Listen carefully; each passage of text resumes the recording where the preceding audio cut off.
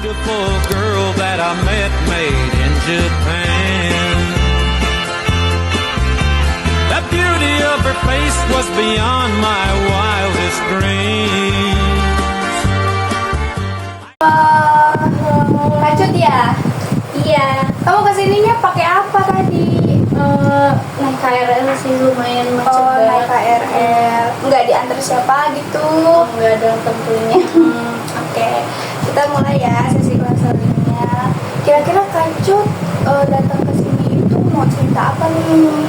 Kalau mau cerita masalah banyak ya deh, cuman aku kepinginnya masalah pertemanan sih. Masalah pertemanan. Oke, emang kalau boleh tahu masalah pertemanan apa yang menjadi dasar Kak Cut datang ke sini? Apa yang mau diceritain ke aku? Ya tentunya aku kepingin ada masukan ya. Pertama, apalagi kan kamu dari prodi psikolog, ya siapa tahu bisa membantu gitu. Jadi aku tuh punya masalah sama teman, dan sekarang udah makin renggang. Kalau boleh tahu renggangnya dikarenakan apa dan itu sejak kapan renggangnya? Renggangnya pas SMA sih, tapi sampai sekarang. Padahal dari SD tuh dia sahabat aku banget lah dibilang, tapi sekarang udah dia mulai menjauhi diri dari aku gitu. Oke, dia menjauhi diri dan apa yang kamu rasakan setelah dirasakan kalau dia itu menghindari kamu? Kamu ngerasa bahwa diri kamu itu seperti apa? Kayak dari followan IG ya, aku sama dia followan IG, tiba-tiba aku lihat dia udah unfollow, udah hapus pertemanan, terus WA aku udah diblokir sama dia. Dari itu kan udah kelihatan ya dia mulai menjauhi diri dari aku, tapi aku masih bingung sebabnya di mana gitu. Oke, sebabnya karena apa? Jadi bingung gitu. Iya, iya. Kalau boleh tahu ini sahabat kamu kah? Iya. Sejak kapan? Sahabat dari SD, dari TK malahan. Nah, muncul konfliknya itu dimulai sejak Dari SMA sampai sekarang. dari SMA sampai sekarang. Dari SMA kelas 2. Oke, oke. Saat ada masalah dengan teman yang tadi, Kak Cut, biasanya kamu itu memilih menyelesaikannya bagaimana nih? Kamu mengontrol diri kamu ini seperti apa? Tentunya diamin diri di kamar gitu.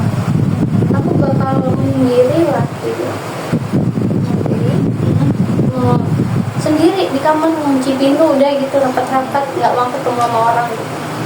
selain mengurung diri, ngapain? Nyatet isi hati aku gimana gitu. Oh, journaling gitu ya. Oke, boleh. Sebagai ini juga ya, relaksasi biar nggak terlalu mikirin oh Iya. dia ini seperti ini, dia ini seperti ini. Iya, lebih kayak Kenapa ya? Oke. Selain journaling, mengurung diri, kira-kira apa lagi? Solusi Kak Cut biar Kak Cut tuh nggak terlalu tertekan gitu. tentunya dengerin musik lah, apalagi kan suka banget musik ya, tentu ke situ gitu lah. Oke.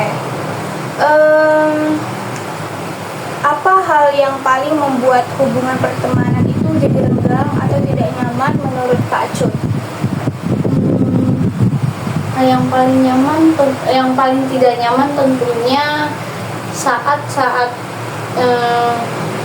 kita bareng ngumpul satu circle tuh ada 11 ya. Jadi kita tuh ngumpul dan aku sama dia nggak ngomong gitu, nggak saling komunikasi gitu, Oke, jadi nggak nyaman aja sama yang lain. Jadi di saat ngumpul ada teman Kak Cut, sahabatnya Kak Cut tadi, tapi nggak saling ngobrol atau tatap-tatapan Iya. gitu ya. Oke. Oke, aku mau nanya, pernah nggak Kak Cut ngerasa dikucilkan atau diabaikan atau nggak dianggap nih sama teman Kak Cut? Apalagi di lingkungan pertemanan, apalagi pas lagi ngumpul-ngumpul nih, itu pernah nggak? Kalau masalah nggak dianggap, aku nggak tahu ya, itu pribadi orang gitu ya. Tapi kalau masalah kucilkan, pernah. Oke. Seperti apa yang Kak Cut rasain? Kayak ya aku merasa pas itu maaf ya jadi cerita. Nggak apa-apa, ini lagi sharing gitu ya. Itu kami mau main ya, jadi motornya salah satu dari aku gitu, tiba-tiba ada kendala, motornya mau dipinjam kakak aku. Nah aku nggak bisa dong bawa motor aku. Nah di titik itu orang itu kayak kesel sama aku karena gara-gara satu motor, jadi kami nggak jadi pergi.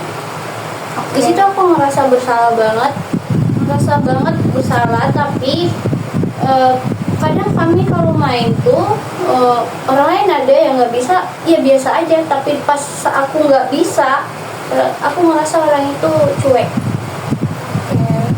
Selain masalah yang tadi Kak Cut ceritain, ada lagi nggak momen yang Kak Cut itu ngerasa kayak dikecilkan, nggak dianggap? Lebih ke kalau ada masalah, nggak tahu kenapa orang itu selalu menurut aku diimbasinnya ke aku gitu. Aku nggak tahu ya, aku ngerasa aja. Misalnya ngobrol nih, yang ngobrol si dia tuh ada 3 orang. Aku tentunya diem, bukan berarti pasti aku tahu kedepannya nanti takut disalahin ke aku kan, jadi aku diem. Tapi pas akhirnya masalah itu di ke aku gitu, kamu yang bilang gitu, maksudnya gitu loh, paham gak sih? Oke, paham. Jadi kayak dia itu terlalu dominan lah sama orang lain, dia nggak nganggep keberadaan kamu. Iya. Oke, menurut Kak Cut nih, seberapa penting dukungan teman buat kehidupan sehari-hari Kak Cut sendiri? Penting sih, menurut aku penting, karena menurut aku kalau aku renggang sama teman, aku bakal susah beraktivitas, kayak aku bakal takut keluar. Nah, jadi menurut aku penting lah. Kira-kira persenannya berapa nih, seberapa penting teman di kehidupan Kak Cut? Kalau untuk sekarang 70%, tapi kalau waktu SMA 100%. Sekarang udah mulai belajar. Oke.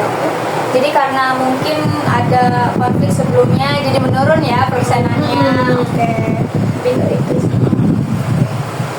Selanjutnya, apakah Kak Cut itu pernah mempertahankan pertemanan yang sebenarnya membuat Kak Cut merasa capek secara emosional? Pernah nggak sih Kak? Mempertahankan pertemanan yang tapi kadang membuat Kak Cut itu merasa capek, energinya terkuras terus. Pernah. Boleh diceritakan nggak Kak Cut? Boleh. Gimana ya? Dulu banget. Tapi aku masih ingat. Aku sebenarnya ngerasa capek karena mulai tugas sekolah dulu SMP. Orang itu selalu lihat ke aku gitu, maksudnya nggak bakal mau kerja sama gitu. Selalu yang dituntut tunggu aku siap dulu baru orang itu ngerjain, paham nggak sih? Jadi aku merasa capek, tapi aku pertahanin biar aku aja gitu. Oke, jadi Kak Cut kayak ngerasa dia itu butuhnya aja gitu ya, Kak Cut. Lebih kayak gitu sih, tapi nggak tahu ya. Tapi menurut Kak Cut, pertemanan yang seperti tadi itu case-nya perlu nggak sih dipertahanin? Kalau untuk sekarang enggak Ya, karena ya buat apa? Iya. Oke, selanjutnya menurut Kak Cut nih, media sosial itu berpengaruh nggak sih terhadap hubungan pertemanan, dan contohnya itu seperti apa? Berpengaruh, soalnya kadang kita nggak tahu sesama temen itu kadang nyindir. Jadi menurut aku itu terganggu banget. Oke. Contohnya kayak grup chat lah. Sebenarnya kita ada di dalam grup itu, tapi kita nggak tahu apa pembahasannya. Oke, selanjutnya, dari semua pengalaman pertemanan yang pernah Kak Cut temui dan alami, apa pelajaran yang paling besar yang pernah Kak Cut dapatkan? Lebih ke nggak sekarang ngerasa sebenarnya sahabat itu Sebenarnya sahabat itu ada, tapi ya cuman satu, nggak semua. Dan aku belajar dari itu buat nggak mau tergantung lagi sama pertemanan. Nggak mau bergantung ya? Iya. Nggak mau bergantung 100%. Iya, nggak kayak dulu lagi lah. Oke Kak Cut, terima kasih. Iya, sudah sama-sama. meluangkan waktu ke Terima sini. kasih juga buat Debbie yang udah membantu. Oke, sama-sama. Semoga kedepannya Kak Cut bisa lebih aware lagi lah sama pertemanan dan bisa mengatasi konflik-konflik kedepannya. Boleh nanti cerita lagi ke aku. Insya Allah ya. Makasih ya, Makasih, Kak Kak Cut. Cut. The beauty of her face was beyond my